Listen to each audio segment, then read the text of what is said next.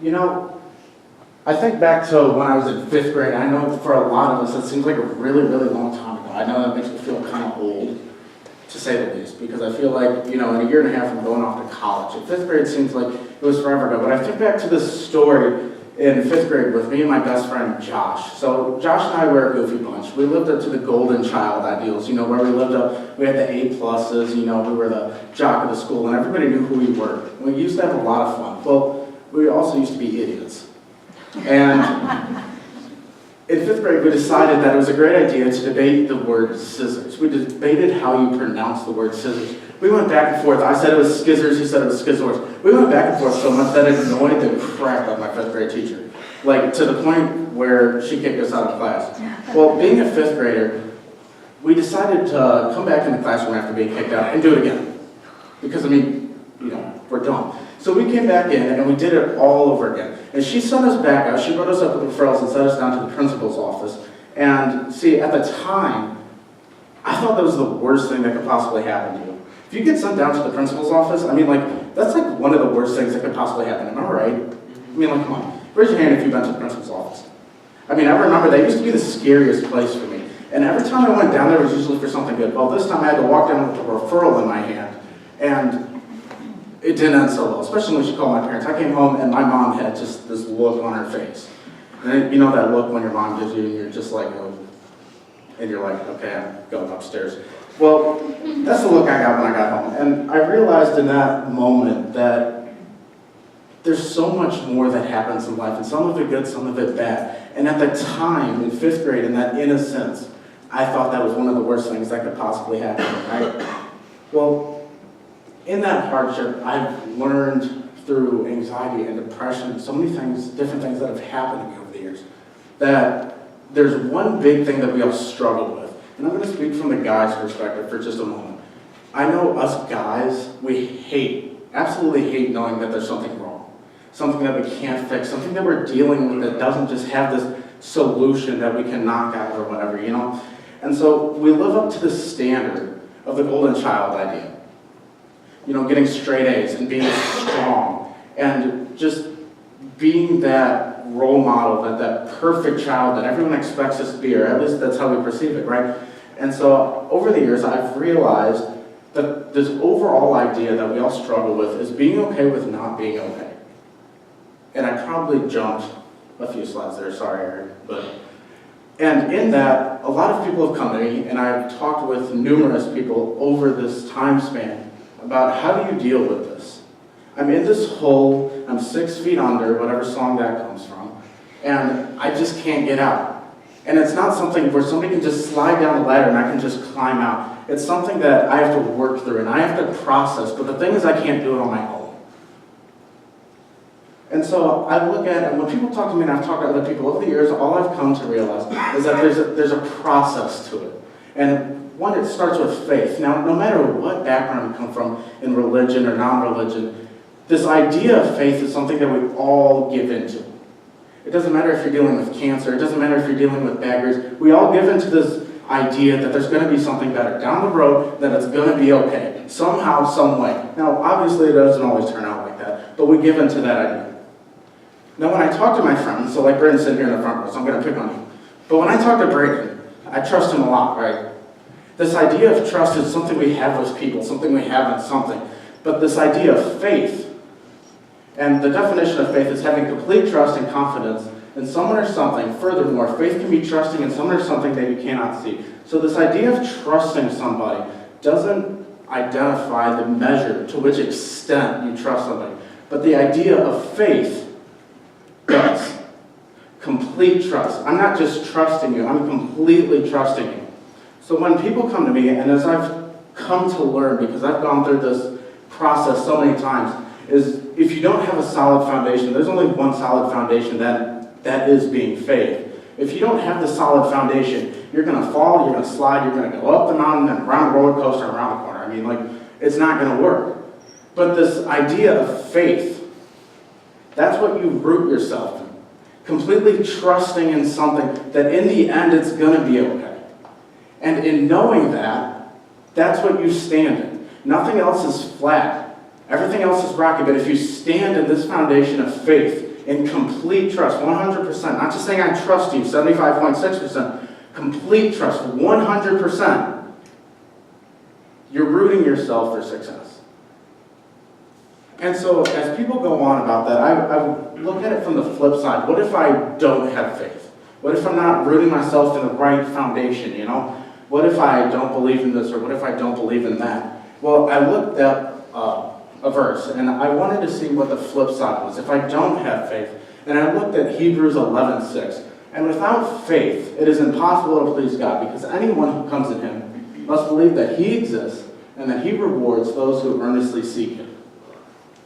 And I read that there's a lot to unpack in that passage. I think it's very powerful to me. But what I specifically look at is without faith. Without faith, it is impossible. So if I'm looking at it from the flip side of things, without faith equals impossible, right? So if I'm standing on this rocky ground, if I'm standing on a mountaintop, I can go up, I can go down, right? But if I'm standing on this flat plane on the flip side, if I'm standing in faith, that must mean everything's possible, right? Without faith, it is impossible. With faith, it is possible. And so I call that kind of ground zero of getting yourself out of this hole, getting yourself in the situation that you might not always understand or be able to get out of yourself, and facing this idea of being okay with not being okay. Now, I know that can sound kind of contradictory because you're accepting and taking on this idea that there's something wrong and you're okay with it, even though the idea itself is not okay. And I can get that that's kind of confusing at times. But when you unpack it, being okay with not being okay, there's a lot to it, and there's this whole process that you go through. No matter what you face in life, there's going to be things that you have to face that's going to require more than you just moving on. Good song. Yeah. And so a lot of people ask me, and there was this time, multiple times, where I asked how. I'm so far down, I can't climb out. Now, me personally speaking, I can't jump. So I'm not getting out of that hole, right? So how do I do this? And so what I've come to learn is, as I try to help other people, and as I've gone through it myself, is there's like 5 rough steps to it. So don't quote me on this, but the first step is acknowledge.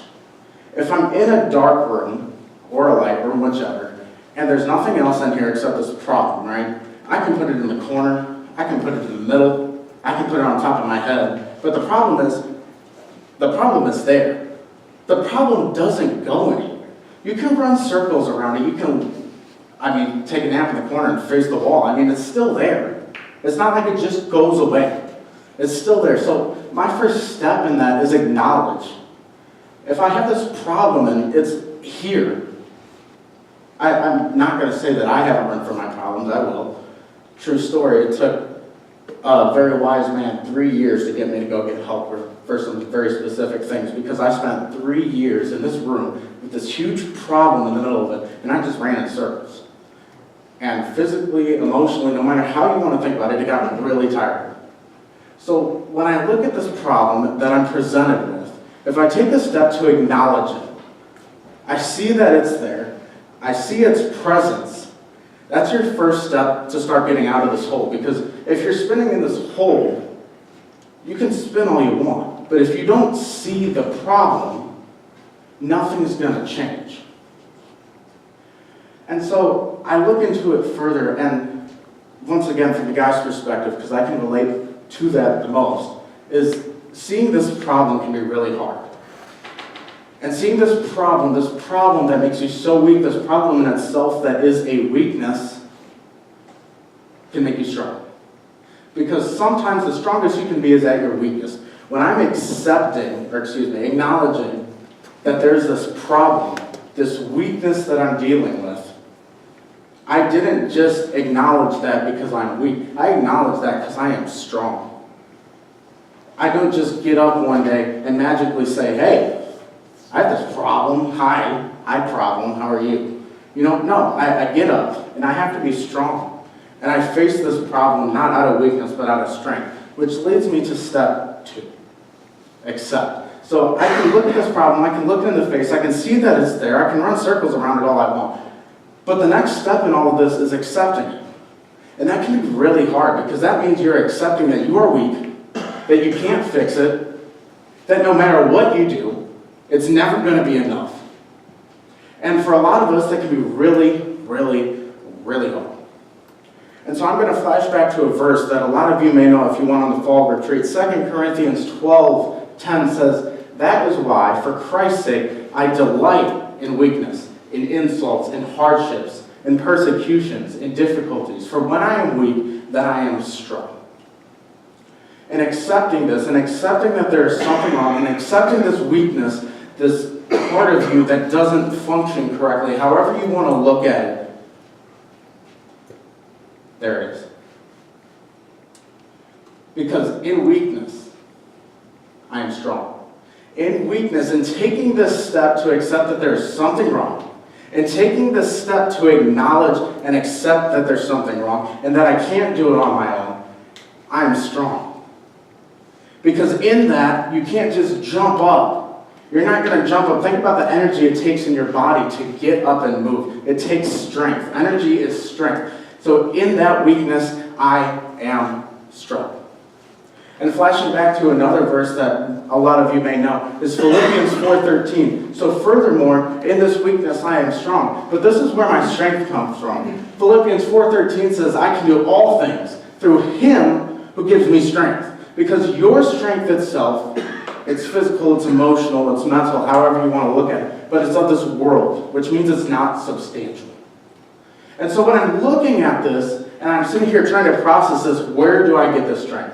How can I be strong? Well, I'm looking at it, and here's my problem, and then it's directed to me. This is where my strength should be coming from. Because as I'm trying to dig, jump, however you want to look at it, out of this hole, I cannot get out under my own power.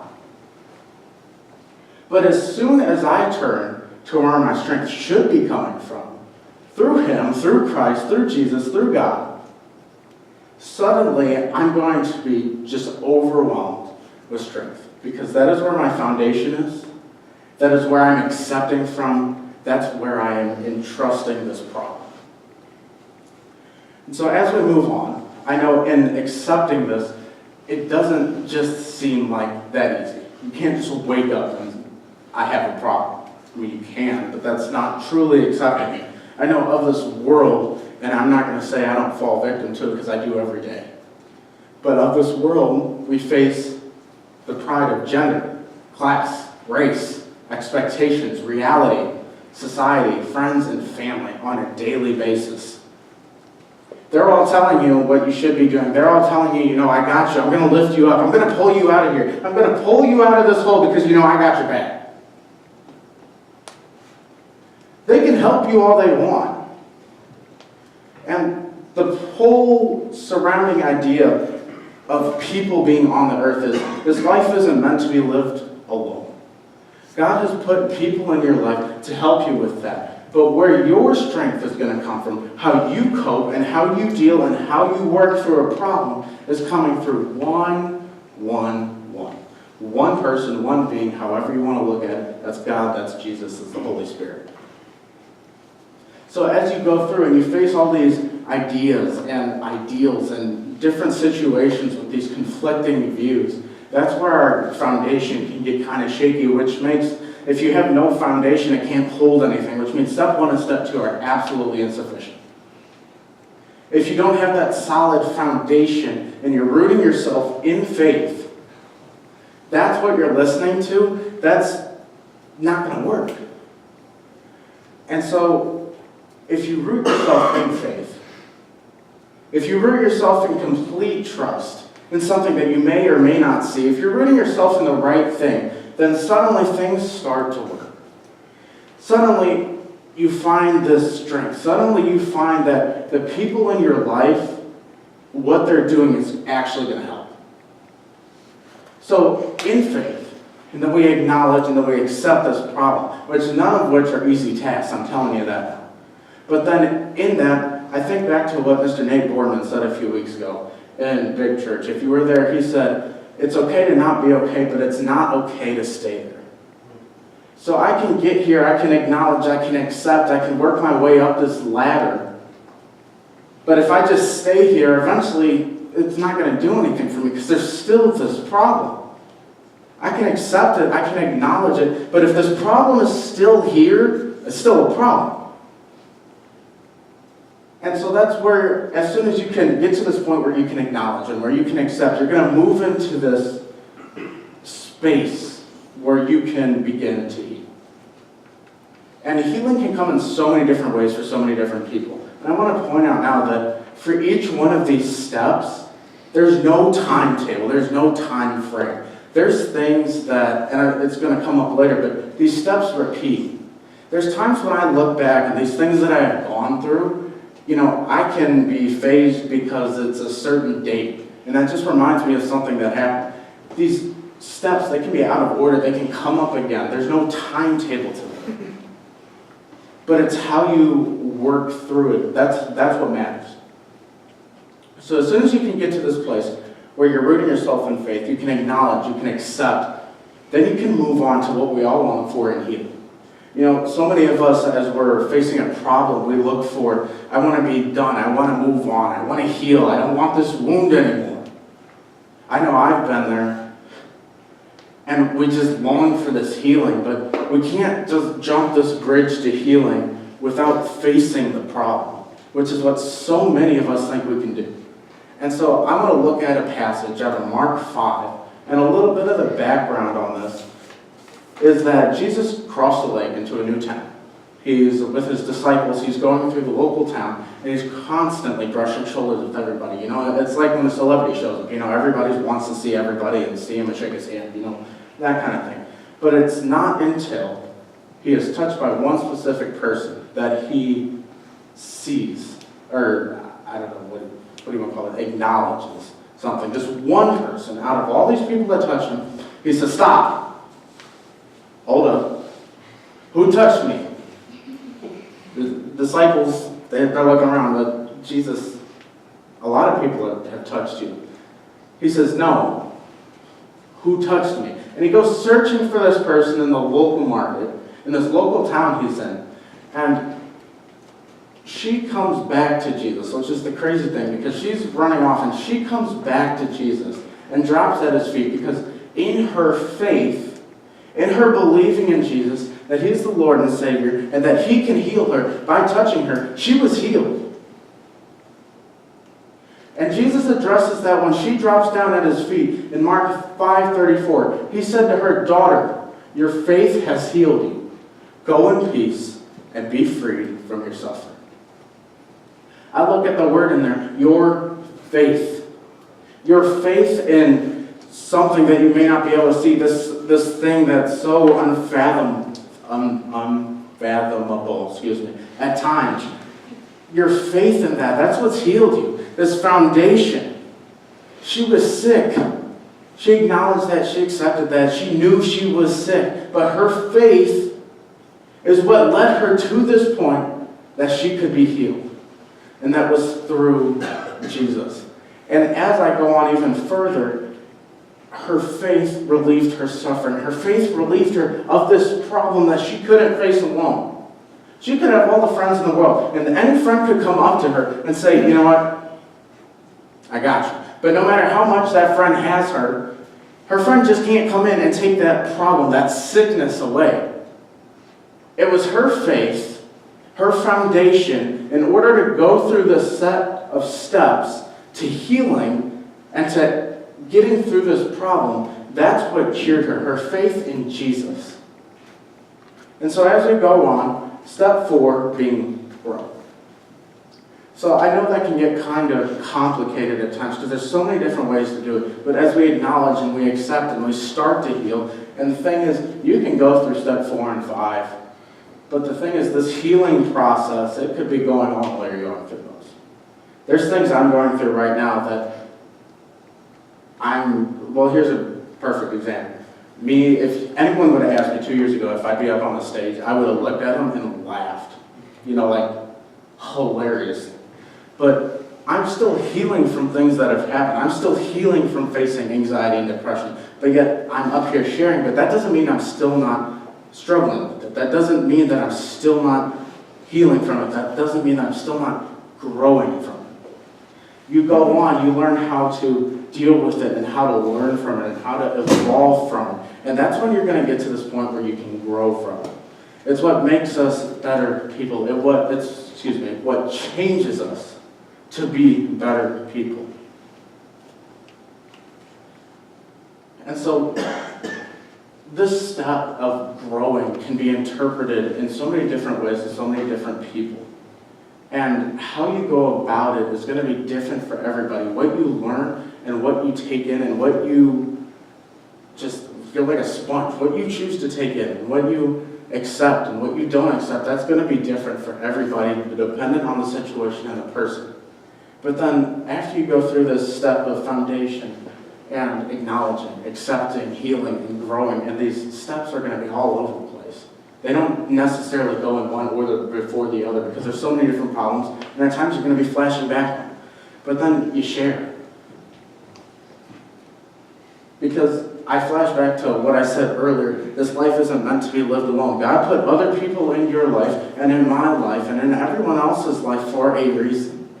And the crazy thing is that the people you're sitting next to, sitting behind you, the people sitting in their couch on the other side of the world, they could be going through the same thing. And without the community, without being engaged in one another, you're not going to know that someone else is struggling because somebody before you went through the same thing. And somebody after you is going to go through the same thing. And this is how we work together. This is how we're brothers and sisters of Christ. This is how we learn. This is how we lift one another up and support each other, is by sharing. I want to look at a passage out of John 5, 8-11. Then Jesus said to him, "Get up, pick up your mat, and walk." At once the man was cured. He picked up his mat and he walked. The day on which this took place was the Sabbath. And so the Jewish leader said to the man who had been healed, "It is the Sabbath. The law forbids you to carry your mat." But he replied, "The man who made me well said to me, pick up your mat and walk." So I look at that very last verse, that very last section of this passage, and this man who was healed by Jesus, he very well could have just got up. And when they said that he can't carry his mat, he could have just dropped it and walked away. He was facing this struggle. He was facing this problem that he couldn't deal with on his own. A sickness that he couldn't deal with on his own. But yet when he was confronted about it, when he was asked about it, when he was told that, you can't do this, he explained exactly why he could. He explained how he was healed. He was explained this problem and how he grew from it. He was explained this problem and he shared about it. Now this is a very indirect way of doing that, but he could have just dropped and walked away. He didn't have to say anything, but he said, "The man who made me well said to me, pick up your mat and walk," because his faith in Jesus was stronger than his brokenness. So, like I said earlier, these steps can repeat, they can be out of order, they can be never-ending at times, and, sometimes facing that can be really scary. And there's so many different ways to go about that. But you shouldn't rush yourself. If you're struggling with healing for something, or if you're struggling from accepting for something, you can't just hop up on the grow train if you can't fully accept this problem. Because if you do that, you're just going to end back up at square one. These steps can repeat, they can be out of order, and at times they can never end. There's things you're going to face in your life that you're going to constantly think about. And you got to deal with it. I mean, it's hard to hear, but you got to deal with it. And these problems, it's a part of your life, and it's always going to be there. If I put this problem in the middle of the room, I can run around it all I want, but that problem's not going to go anywhere. It's always going to be there. You can't run from it because it's there. Take it head on and stop running from your healing. All we want is healing. All we want is to be mended. We want to get rid of the scar. We don't want this hurt anymore. But we're not willing to take the steps that it takes to get there. And it's really hard to hear at times because we want this one thing. But I know for me, I'm going to speak from personal experience, I'm way too lazy to go through all that work to get there. I'm not going to lie to you. I don't want to have to sit here and waste this mental and physical and emotional energy doing what it takes to get what I want most. I'm sitting here, I'm longing for healing. That's all I want. I just don't want to deal with this problem anymore. I don't want to deal with these problems, because I'm not going to say that you don't have more than one problem going on at once, because I know I do. But I'm not willing what it takes to get there. So take it head on and stop running from your healing. And this whole idea of being okay with not being okay is just, it's so powerful to me, because, I mean, there's so many reasons, but it's something I've dealt with. And for those of you who haven't dealt with that serious of a problem yet, I'm so happy for you, but you're going to, because this world is broken and it's shattered. You're going to face this problem. And what I so often come across is these people that I talk to, they're not ready to face it because they're not prepared. They don't know how to go through this problem or how to deal with it anymore. They don't know where to start. They don't know where to go. They don't know where to end. What do you do with it? And all I constantly hear, I was talking to somebody earlier this week who's not in this room, so don't worry. But she had previously been addicted to drinking and drugs. Her parents got back together after they had divorced and just created this relationship where it finally felt like a family and it finally felt like home to her. Well, her parents ended up getting divorced again, and she went right back to that. And all I could hear her say constantly over and over and over again is, I'm broken. I'm broken, I'm broken, I'm broken, I'm broken. That's all I could hear her say this whole time. And all I could think about is, how do you put these pieces back together? How do you mend? How do you heal? And what I came across is, I think about the story of Jesus, and everybody's like, oh yeah, that's the church story. Who doesn't know that story? But you think about it, and Jesus wasn't broken himself. He was perfect. He was whole. He was 100%. But in Jesus being perfect, he was broken by this world. He wasn't broken himself, but he was broken by this world because this world is broken. But you know what he did 3 days later? He came back and he rose again. And if that doesn't pump you up, I don't know what will. Because this man who's perfect was broken by this world, and he not only came up and walked out of the grave, if Jesus wasn't Jesus, if I were Jesus, I'd come out with a little bit of sass and be like, come on. He was perfect. Perfect, 100% whole. And he was broken by this world, and he not only stopped there, he came back 3 days later, and he shared, and he led. And I came across this as I was putting this thing together, and I'm like, this last thing is missing. And it never dawned on me this much. But no one is too broken for the one who broke brokenness. Jesus was perfect. We are not. At least I'm not. If you want to believe you are, okay, but I'm not perfect. I will tell you that right now. But Jesus, who was broken by this broken world, and not only was broken by it, he came back and he was whole again. He broke brokenness because he was broken by this world, and he came back and broke the brokenness that broke him. Yes, that's a tongue twister. It kind of hurt my tongue. But, he broke brokenness. And so a lot of us face this where we're constantly, I'm broken. I'm shattered, I'm torn, I'm tired, I'm not okay, I don't know what to do about this. And there's so many different ways to go about it and what we can do to get out of this. But overall, when you're going through this process and you're planting yourself in faith in the man of all people who broke brokenness, which is exactly what you're feeling, who's to say that anything is impossible? Who's to say that anything is impossible? Because without faith, everything is impossible. With faith, everything is possible. Who are you to say that you are too broken to address the man that broke brokenness? And so we have these cards we're going to pass out. And on the top they say, I'm struggling with. And the bottom, it says, I can start by.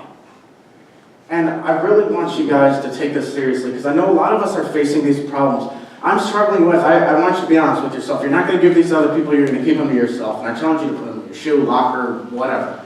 but I'm struggling with and put that problem. I can start by da-da-da-da-da. Because some of you, even without me talking about this or talking about whatever, some of you may be at different steps. You're going to be at different steps than other people. So I want you to address a problem that you're really struggling with, something that's bothering you, there's something that's on your heart. And then in that, where can you start to work out? You know that one problem that sits on your mind all night before you go to sleep? Yeah, that's the one I'm talking about.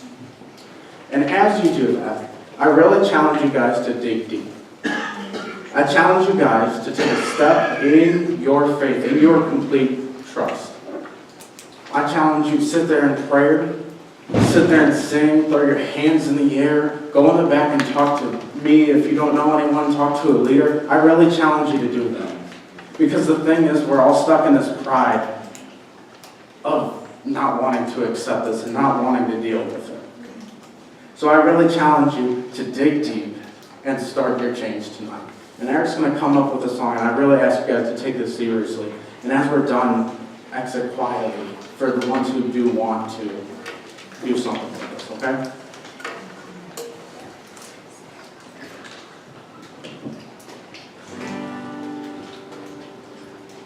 When you see broken beyond repair, I see healing beyond belief.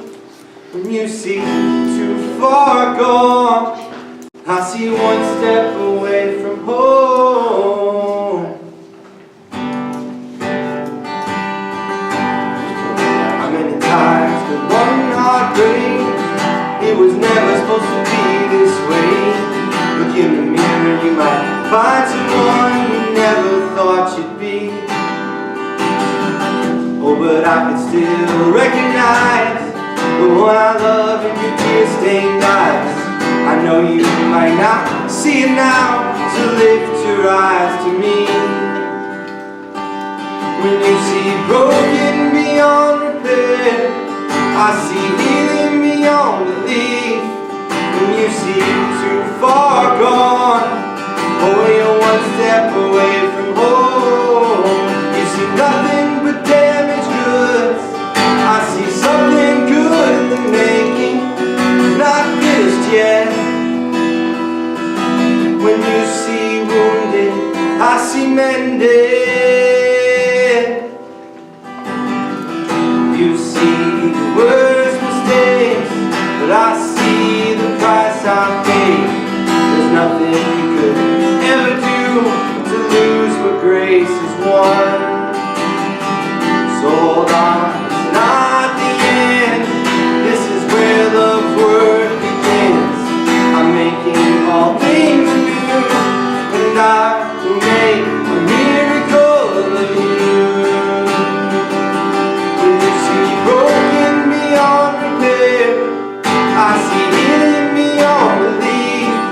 When you see too far gone, I see one step away from home. See nothing but damaged goods. I see something good in the making, not finished yet. When you see wounded, I see mended. I see my child, my beloved, a new creation you're becoming. You see the scars from when you fell, but I see the stories they will tell. And you see worthless, but I see priceless. You see pain, but I see a purpose. You see unworthy, undeserving, but I see you through the eyes of mercy. When you see broken beyond repair, I see healing beyond belief.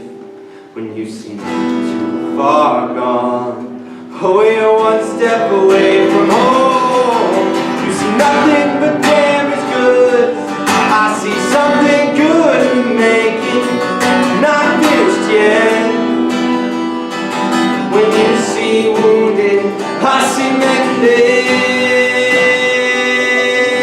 Oh, I see mended.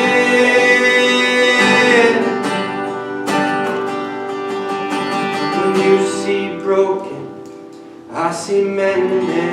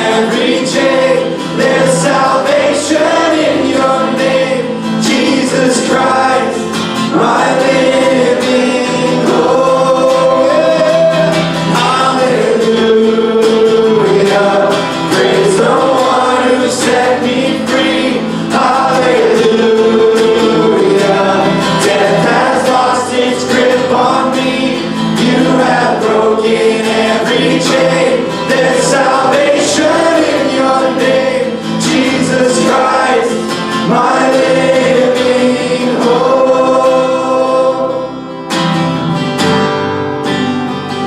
Then came the morning that sealed the promise. Your very body began to ring out of the silence. The roaring lion declared the grave has no claim on me. Then came the morning that sealed the promise. Your very body began to breathe out of the silence. The roaring lion declared the grave has no claim on me. Jesus, yours is the victory. Yeah. Hallelujah. Praise the one who set me free.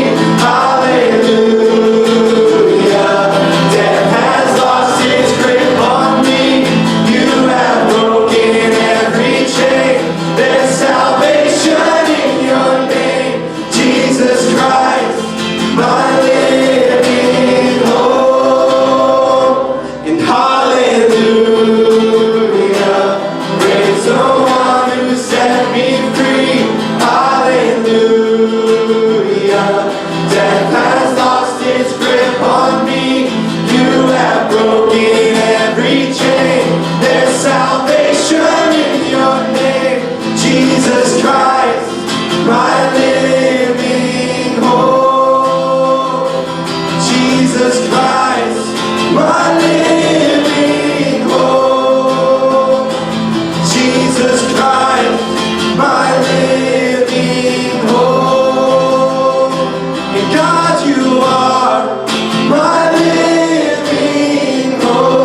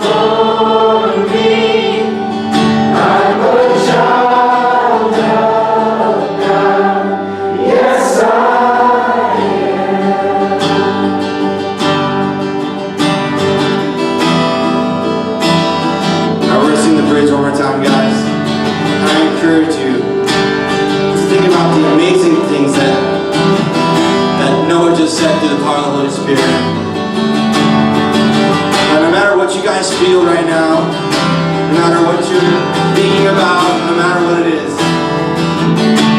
that you are chosen by God, and you are not forsaken, and that He's for you, He's not against you. So let's sing this part out. I am chosen, not forsaken. I am who you say I am. You are for me, not against me. I am who you say I am. I am chosen, not forsaken. I am who you say I am. You are for me, not against me. I am who you say I am. Shout out one more time. I am chosen, not forsaken. I am who you say I am. You are for me, not against me. I am who you say I am. I am chosen, not forsaken. I am who you say I am. You are for me, not against me. I am who you say I am. Oh, I am who you say I am. Oh, I am who you say I am. Who the Son sets free, oh, is free indeed. I'm a child of God, yes I am. In my Father's house, there's a place for me. I'm a child of God, yes I am. All of God's children said. Alright guys, so no, you got one more thing to say, or you good? Oh, why not? Why not? You want to use my microphone? Oh, you got yours still. If it's unmuted. I'm muted, right? Boom. Revelations 3, 7, and 8 says, "These are the words of him who is holy and true, who holds the key of David. What he opens, no one can shut, and what he shuts, no one can open. I know your deeds. See, I have placed before you an open door that no one can shut. I know that you have little strength, but you have not denied my name." My question to you, and I'm going to ask you to exit quietly, and I really encourage you to talk to somebody, but who are you to say that you are too broken if he broke broken?